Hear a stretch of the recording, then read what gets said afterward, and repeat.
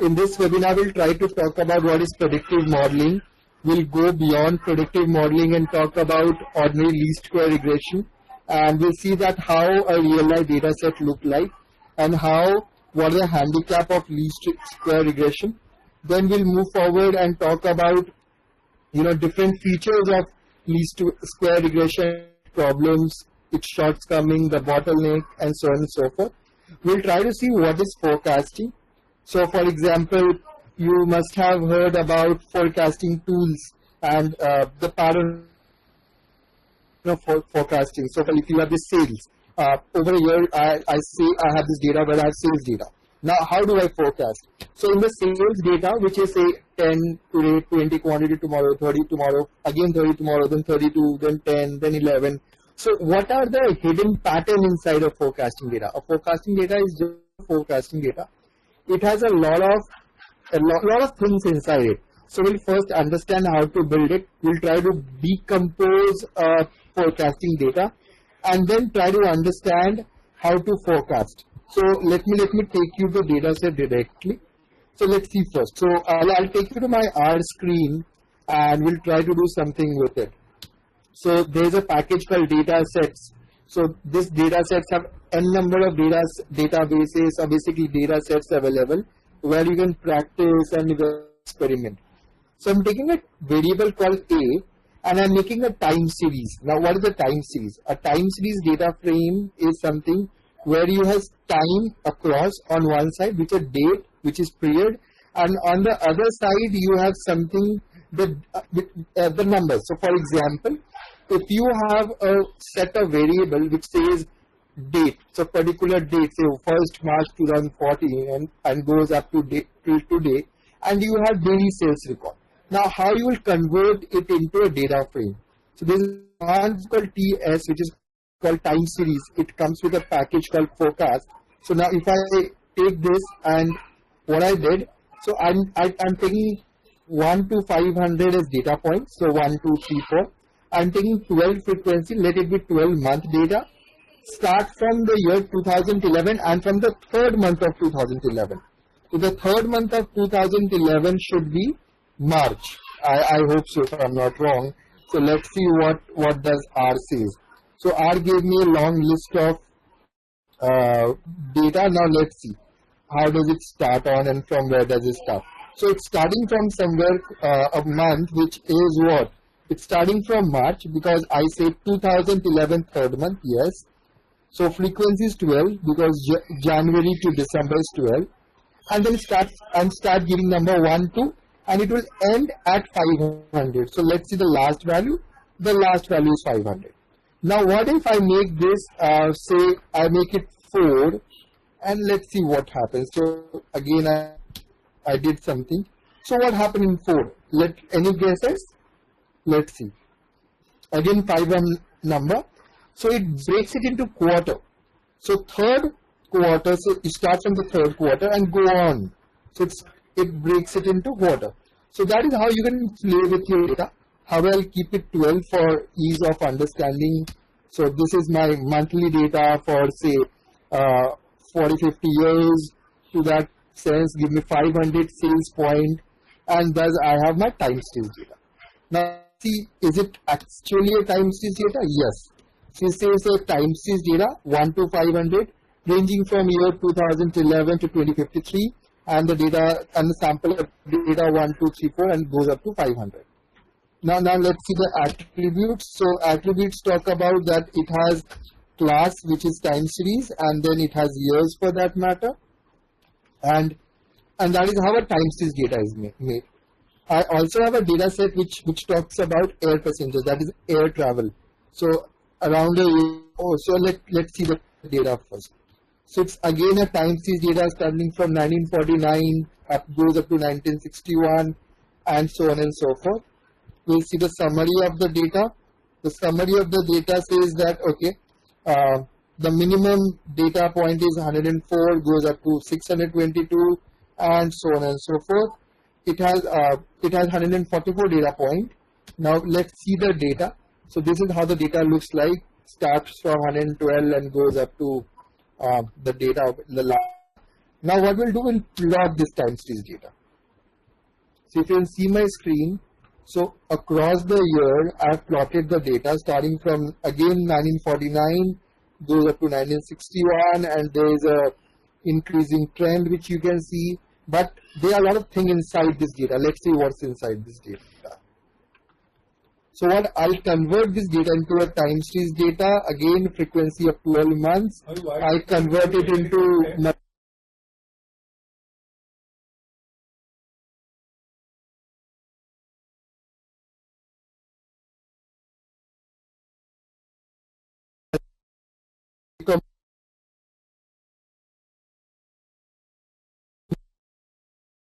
decomposition. Decomposition is breaking the data into various factors.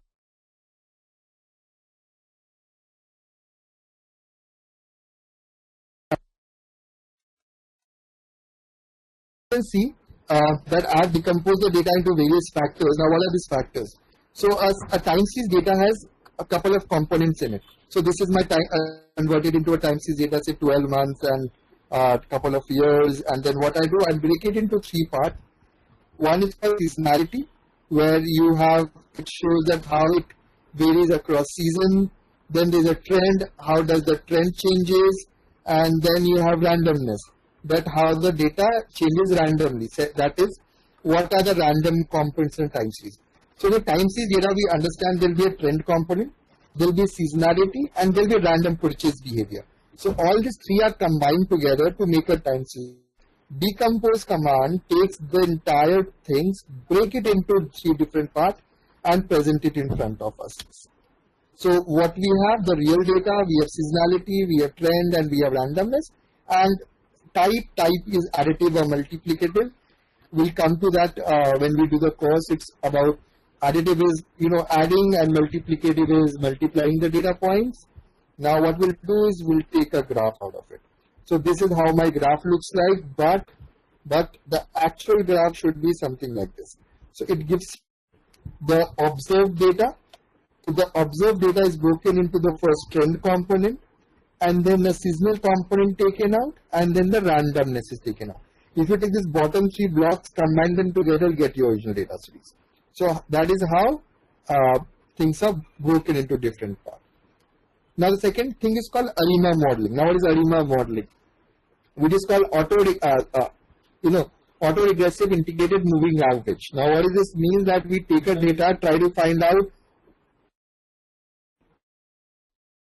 what are the auto-regression and moving average in a data. Now let's see how does we.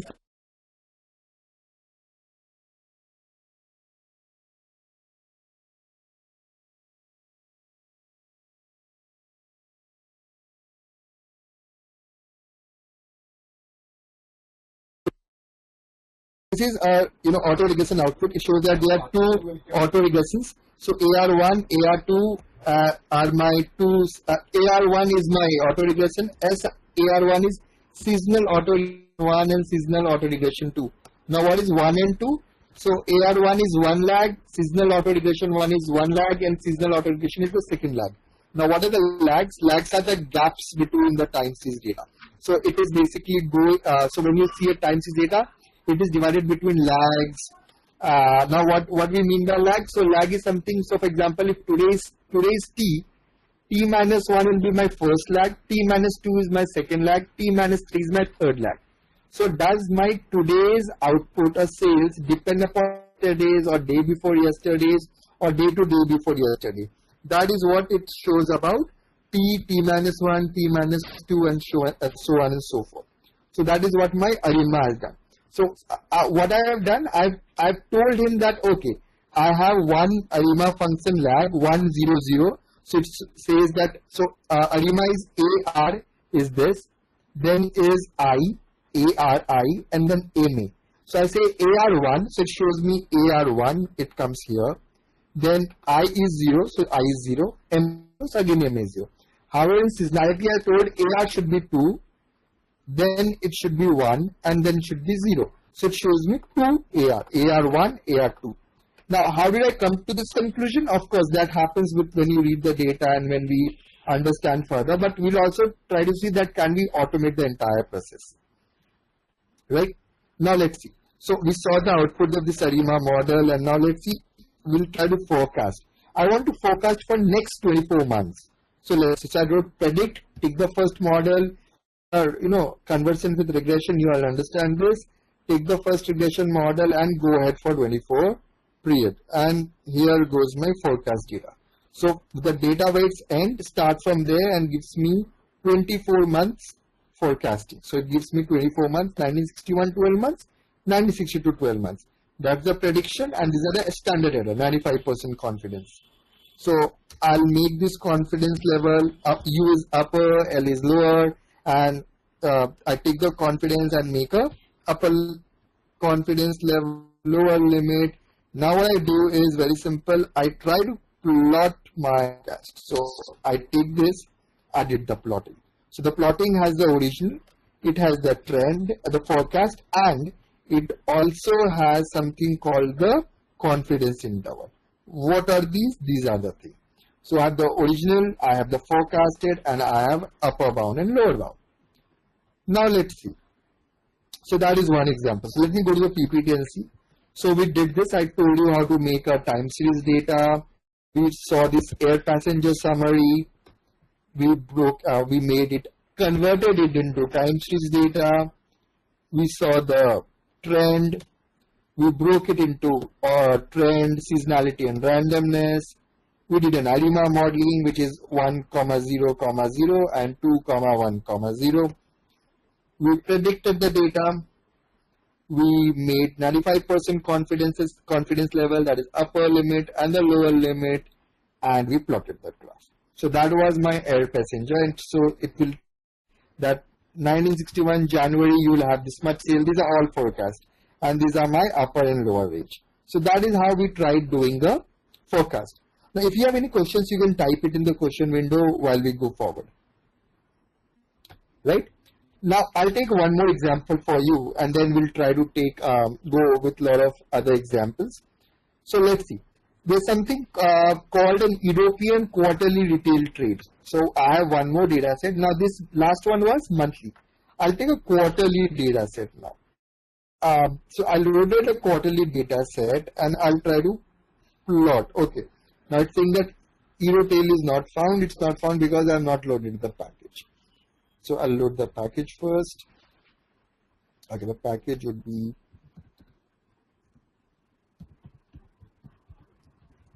let's go to the PPT and do it. All right.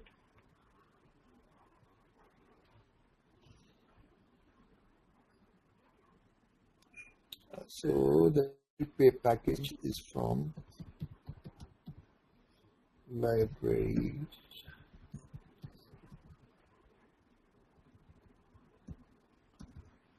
forecast. So it will take some time to load. In the meanwhile, I will talk about this. So when we talk about this, we'll go with the PPT first, and the moment it gets loaded in my system, we'll talk about, I will go to the RSkin and check out the RSkin proper way. So what is this thing all about? This is about European quarterly retail trade. So we have taken European quarterly data. So it starts from 1996, goes up to 2011 for all the 4 quarters. And we are trying to understand how can we, take out a new trend of this data, right? So what we did, we plotted this and we saw that, okay, it has an increasing trend and it falls down. One of my axes talks about, the year, what are the years starting from, so this starts from 1996, goes up to 2011, and the rate index, right? So what it also talks about something interesting. So let's see, who can tell me what would be the next few months projection look like? So it's going up and then came down. So can someone tell me what would be the next forecast, say just after where the dot end or where the graph end? From there, if I take 2 more years, what would be my forecast look like? So let's have a guess and let's have a understanding and before we go. So okay, let's do it. So there's a couple of people say that it will be upwards. Let's see. So let's see if my I got my forecast package or not. So it's what's saying Eurotail no found. Okay, let's see. It's again showing some error with R. I don't know. Let me check this. Okay, so let's see next. So what I did the time series differentiation for this. So it shows me that okay, the first part of my data where I take 4 lags, that is go beyond 4 point and show me the data, shows me more of a constant, kind of a constant trend. And my ACF and PSCF plots again shows me, a PSCF is partial autocorrelation, and this is autocorrelation factor. PSCF is partial autocorrelation factor. It again shows me something which is okay, which shows me a decreasing trend and so on and so forth. So what I did, I went further. Now what I did a difference of difference. So you take a lag, so you take it lag, say lag 1, lag 2, lag 3, lag 4. Today's T minus 1, T minus 2, T minus 3, T minus 4. Take this data set and again do T minus 4 minus T minus 3, T minus 3 minus T minus 2. So I'm trying to go into more lag kind of thing and try to find out what I'll get out of it, right? So this is what I'm trying to say. So can someone tell me what do you understand by this graph? So let's not go to PSCF graph and ACF graph. Let's try to understand the first graph, which is the graph on the top, the graph which goes across the screen and shows a trend. So can someone, so does your conclusion change after looking at this graph?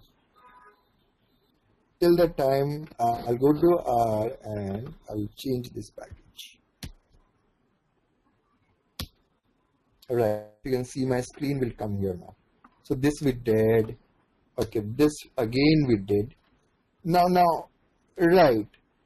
So someone says that it can stabilize, it will go upward. Let's see. So I have some text written. I'll read the text out and then we'll try to say. There is a significant spike at lag 1. So yes, there's a significant spike at lag 1, which we can see. This is called the first lag spike. There's a significant spike at lag 1 in ACF. Suggest a non-seasonal moving average 1 component. Now, how does it happen? Give you a trick. We'll do it automatic also. We'll try to see an auto ARIMA function also. If ACF shows me a gradual decrease and PF shows me a non-gradual decrease, it's always a moving average. When a PSCF shows me a very high spike on first lag, it's moving average 1, and so on and so forth. So what we did a 0, 1, 1. 0 was AR. I don't have an AR. I did a first integration and I did a moving average 1 because there's for 1 lag. And I did 0, 1, 1, comma 4. Now what is this 4? I'll show you. So this is first lag. I go down second lag. This is my third lag. This is my fourth lag. After the fourth lag, there's one more spike, unexplained spike. So I feel that on the fourth lag, there is an seasonality. So I gave a seasonality indicator of 4 and I again did a ARIMA function. So 0, 1, 1 and 0, 1, 1. Let's see. So what I did, so this is the same text which I have read to you. So this goes here and it gives me moving average 1 and seasonal moving average 1, because in the last case it was 2, 0, 0. So it was ARIMA, seasonal ARIMA 1, seasonal ARIMA 2, because it was 2, 0, 0. So the first one was AR and it was 2, so it was giving 2. Here MA is 1, so it's only showing me seasonal moving average 1. Again, I'll try to fit this. So I got my residual. Now what I'll do is I'll try to improve this. What I'll do is I'll just give a hit and trial and tweak the model. So instead of 0, 1, 1, I'll make it 0, 1, 3. So my moving average was 1. So here it was 1. This was 1. Now I'll change this and I'll make it 3. So I get MA1, MA2, MA3 and SAS MA1. Of course, because my seasonal moving average is 1 and this is 3. Right? I'll the residual plot and then again see my residual plot. and I'll do a junk box test. So it's again fine with me. Anything less than 10 is fine with me. I'll forecast for next 12 months and use the forecast. And I'll show you a bigger picture in my PPT. So I'll have a bigger picture, I think so, in my PPT. So this is the forecast after I tweak my model. But how do I know this model is perfect? Let's see again. I go further and R do it automatically for us. Yes, there's a command called AutoArima. So AutoArima would give me an output. It says that you should go for AR1 model and seasonal Arima 1 model. So let's see, can we do better? So what I did, I removed the approximation thing. That do not approx, give me the exact thing. And it gave me an exact thing. So let's see what is the exact thing. It is saying go for moving average 3 and seasonal moving average 1. Did it last time. And I did the residual plot, I did the TimeSeries data, and you see so if you see the ACF and PCF, it's very, very, very subtle. There's no spikes and there's no decreasing trend or increasing trend shows me that, okay, this is fine. I do a junk box test, it's again fine for me, and I forecast. So this is how I'm forecasting, right? So let's go back to the PPT and see this. So this we did, right? So now we'll move forward to something.